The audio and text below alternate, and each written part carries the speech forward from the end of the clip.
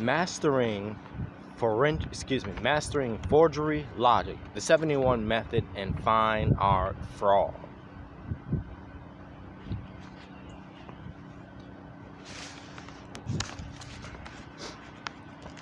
You're looking at a counterfeit,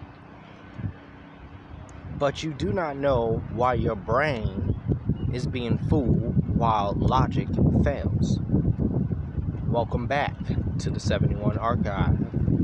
Today, we are dismantling high-stakes fine art fraud using the 71 method to expose rhythmic inconsistencies that traditional authentication misses. Most experts look for the beauty in the stroke. We look for the structural failure of the criminal. This is a forensic deep dive into the precise geometric breakdown where a masterpiece turns into a crime scene. We aren't just observing it. Yes, again, we aren't just observing it. We are auditing the cognitive dissonance between a master's insight and a criminal's calculated imitation. The 71 method, mathematical micro-acceleration. So let's break down the mathematical ratio of the 71 method. So we measure the micro-acceleration and deceleration of a paintbrush as it moves across a surface. Every stroke has a velocity profile. Again, every stroke has a velocity profile. A master painter like Leonardo or Casavedio moves with fluid, intuitive philosophy. Their hand doesn't think about the stroke. It executes a lifetime of muscle memory.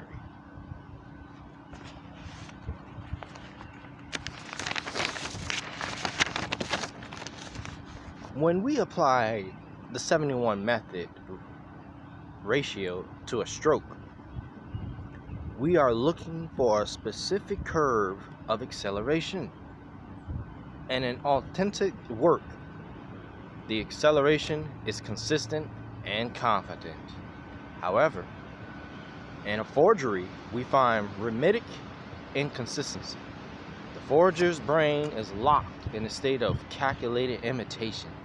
They are trying hard, or you could say they are trying so hard to copy the shape that they lose the speed. This creates a mathematical stutter in the strokes, internal geometry that the 71 method isolates and exposes.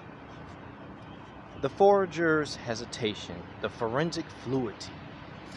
Why does the forger fail? Again, why does the forger fail? It comes down to microscopic hesitation.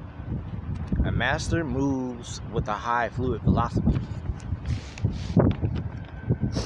but a forger suffers from cognitive drag. Every time their brush changes direction, the brain pauses for a fraction of a millisecond to ensure they are following the original lines.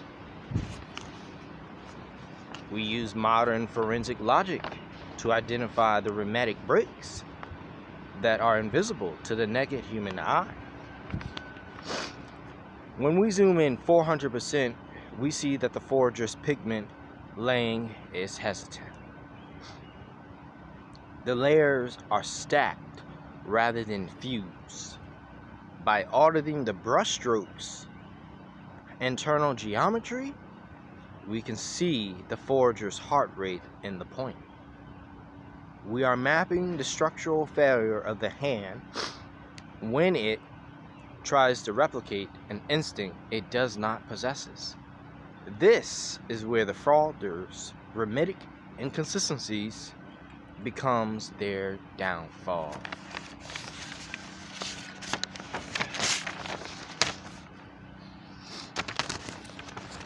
AI integration and the future of authentication. Again, AI integration and the future of excuse me, I can't speak English right now. AI integration and the future of authentication. Okay, so in 2026, we don't just rely on the human eye. We utilize the 71 method to feed data into specialized forensics AI that identifies these breaks in real time. This AI doesn't care about the soul of a painting. It only cares about the kinetic data. It looks for the signature of stress. I can tell you that the most secure systems are those that measure the unconscious trace. Whether you are auditing a digital token or a physical painting, the logic remains the same. You cannot fake the fluidity of a master. We are setting a new standard for authenticating fine art, one that moves beyond the curator's opinion and into the realm of forensic certainty.